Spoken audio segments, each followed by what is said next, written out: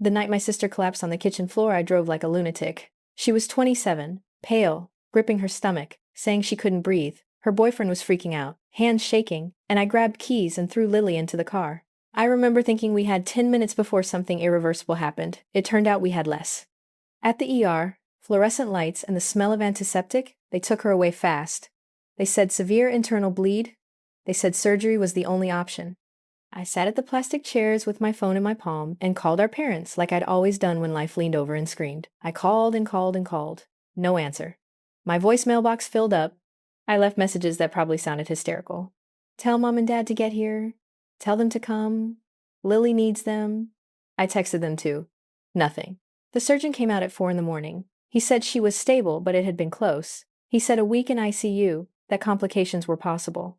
I remember the word consequence being used like a threat. I signed consent forms with hands that didn't feel like mine. A nurse wrapped paper around my fingers, told me to get coffee. The hospital vending machine swallowed my money, and nothing felt real. When the anesthesiologist wheeled Lily past me, she grabbed my hand hard enough to hurt and squeezed, like she was trying to pull me into staying awake with her. I promised her I'd be there when she woke. I promised 100 things I couldn't keep yet. I didn't know at that point that my parents had sold the house. I found out the next day because my mother called me while Lily was under monitoring. I answered, voice low, exhausted. She started in like everything was normal. They'd had to do something about the house. It had been empty for months. Taxes were a nightmare. Maintenance was killing them. They'd sold it, she said, and that was that. They'd left a forwarding address with the realtor. I laughed because I must have. I told my mother she was joking. Then I told her to get to the hospital. She said she already knew. She'd gotten my text. She said she didn't want to wake the buyer. She said they'd assumed I'd be fine. She used that phrase like a justification. Assumed I'd be fine. I didn't understand the logic. No one who was parenting properly sold their child's anchoring place while their child was in surgery. I drove to the house because some part of me needed to see the proof that it had been a dream. The street looked the same as it always had. The maple tree that shaded our driveway, neighbors taking out bins, a kid on a scooter. The mailbox still bore our name. The porch smelled like sun-warmed wood. But the door was open. Movers had been through. There was a sticky note on the kitchen counter with the realtor's number and a scribbled phrase. House closed, contents removed. The metal mailbox at the curb held a small stack of paper, closing documents, signatures, the buyer's name. The photos my mother kept on the fridge were gone. The couch that had been there when I was a teenager, the couch where Lily and I did homework, fought, made up, was gone.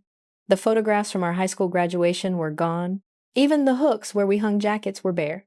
I called my mother until she picked up, and when she finally answered, she sounded like a stranger.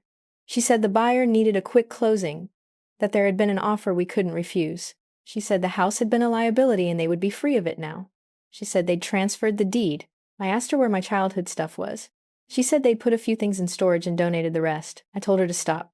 I begged and accused, and then I did the worst thing I've ever done. I blamed her for Lily being sick, like somehow their selling the house could reach through the hospital walls and cause an organ to fail. It made me feel clever and terrible at once. My father finally called that evening. He sounded exhausted. He told me a story I still can't decide if I believe. He said they'd been called by a realtor who'd shown the house to a young family with cash. He said a tax lien had appeared they hadn't expected. He said they panicked. He said they didn't want to tell anyone. We were trying to protect you all, he told me. We wanted to handle it before you had to worry about it. Protect. It sounded like theft. The people who should have been the first ones in the emergency room when we needed them were the ones who cleared out our family home while my sister was under anesthesia. They sold our history. At the hospital, when Lily finally opened her eyes, she looked at me with a face made small by tubes and said she was scared. I told her the truth instead of the polished lie I'd been rehearsing. Our parents had sold the house the night before. She cried, not because of the pain, not because of the fear of death, but for the idea of a single place where our family had existed being taken away without consent. The nurse adjusted machines and said the house was property, everything else can be replaced. I screamed down the short reply, a muffled, ugly thing that startled the nurses outside the door. Property. Everything else can be replaced. It felt like someone had chipped away at the foundation under my feet and expected me to admire the damage. Word spread through relatives. I got texts from cousins I hadn't spoken to, from neighbors with memories.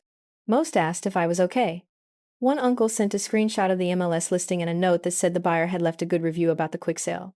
Little things that landed like nails. Tom, my husband, showed up at the hospital smelling like car air and coffee. He sat on the plastic chair and wrapped his hands around mine without asking. He came with a pair of shoes in his arms because he knew I hadn't changed out of my pajamas.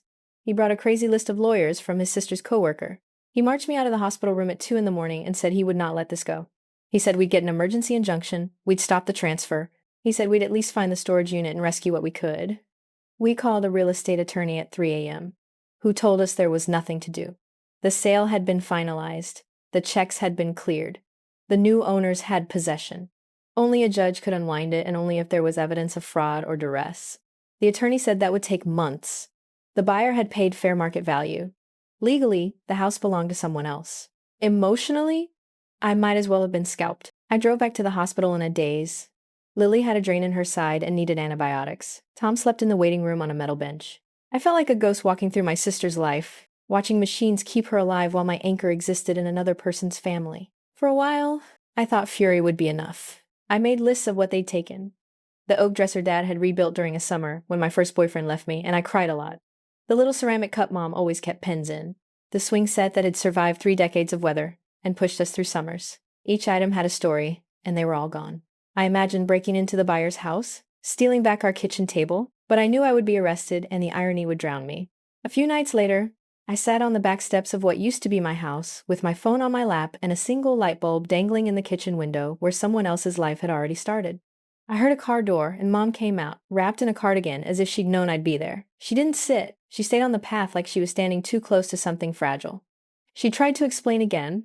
This time, she told me about the lien they'd discovered, about the phone call from the bank the day before, about penalties, about a change in pension that made their monthly bills impossible. She said they'd had to sell now or lose everything. She said they thought it would be easier if it was done before the hospital or before drama, like it could be a preemptive protection. She said they panicked. Her explanation was not a defense. It was a confession. I sat there and felt something inside me fragment. The house had been more than wood and photos. It was the calendar of our family life. The crooked nail where Dad hung his hat. The shelf where Mom kept the plastic animals we used to hide behind. When it was gone, a part of my childhood was sold like a used appliance. That night, while Lily slept in a recovery bed, I called my therapist. She asked me what I wanted. I didn't say revenge because it sounded childish. I said I wanted recognition. I wanted someone who had a right to explain, to be forced to face the thing they'd taken. The therapist said we had 2 choices: drag everyone into a legal war and rip family open, or set boundaries and create new rituals that acknowledged the loss but didn't let it define us. I chose both. I pressed my feet into action. I filed for a temporary protective order to retrieve at least the heirlooms and the photographs. I hired a lawyer who specialized in family property disputes. My chest ached with the expense. Tom said it was worth it. Lily, in and out of recovery, slowly got better and cheered like a child when she could walk to the chair. We did get some things back. Not all. A storage unit had held boxes of holiday decorations and small things. The new owners had not wanted them, found them a nuisance, and surrendered them to the realtor. The judge ordered the realtor to release any remaining property not included in the sale. We collected a shoebox of photographs, Dad's watch, Mom's apron. The oak dresser was not found. The swing set was already reassembled in a backyard we could not enter. The couch had been sold to a thrift store. The real fight, though, wasn't about furniture. It was about trust. Confrontations followed. At a small hearing, my father's voice trembled as he admitted he'd signed the papers without telling anyone. My mother cried on the stand and said she'd been ashamed that they couldn't keep up with bills. The judge didn't care about shame. He cared about signatures and timing. In his cold cadence, he explained where law met life, and how messy human choices rarely fit neat jurisprudence. When the courtroom emptied, my mother hugged me and said she was sorry, her apology raw and unpracticed. My father said he thought he'd done the right thing for the family. I could hear how much they'd bled to get to that decision. I could also see how much they'd lost in doing it. Their daughter's trust, the ritual of calling when things were bad, the implicit belief that home was sacred. I had a moment later, sitting on my sister's hospital bed, painting by number while her hand was bandaged. And she slept, where I finally admitted out loud the thing I'd been dodging. My anger was partly grief. The house had been my proof that I came from somewhere steady. It wasn't about the couch or the swing as much as it was about feeling anchored in a world that sometimes got violent and chaotic. Losing it during an emergency felt like losing my map when I needed directions most. So I did the only adult thing I could. I decided to build a new map. We started small. Lily and I picked a tiny apartment near the hospital so we could keep visiting hours simple. We bought a second-hand table that had scratches but felt warm. We made a ritual of Sunday pancakes with the same cinnamon my mother used to sprinkle on top. My parents came around in small increments. They could not undo what they'd done. They could try to show up steady. My father became a steady presence in ways he hadn't before. showing up with a thermos and sitting in the waiting room for hours. My mother wrote long letters I kept in a box that smelled faintly of lavender. Time is not a healer that erases, but it rearranges. Lily recovered completely. Her scar is a white line that makes her laugh now. She jokes that the house is the one thing that won't follow her into the future. We fought in court and took out papers and reclaimed boxes, but we also taught ourselves how to make a home out of people and small rituals. I kept the shoebox of photos on the bookshelf like a monument to what's been lost and what we still hold. A year later, I can say aloud that I'm still angry sometimes. I can also say I'm less likely to let that anger be the whole story. My parents learned they couldn't make unilateral moves without paying a cost beyond money. They learned the hard way that protection and secrecy are different things. We learned that houses are places where memories live, but families are made by what you do when the roof goes different. The night I rushed my sister to the ER, I thought everything would be about survival and stitches. I didn't imagine it would be the night our childhood ended. But endings are messy. And sometimes you find the good parts of the story in what comes after. In hospital sandwiches and midnight vows. In a secondhand table and a shoebox of pictures. In apologies that don't fix everything but do show up. We still laugh in the kitchen on Sundays. We still count the absence of the porch that used to creak. But when Lily grabs my hand now, in the warm light of our small apartment, I know we are building something that can't be sold while we are awake.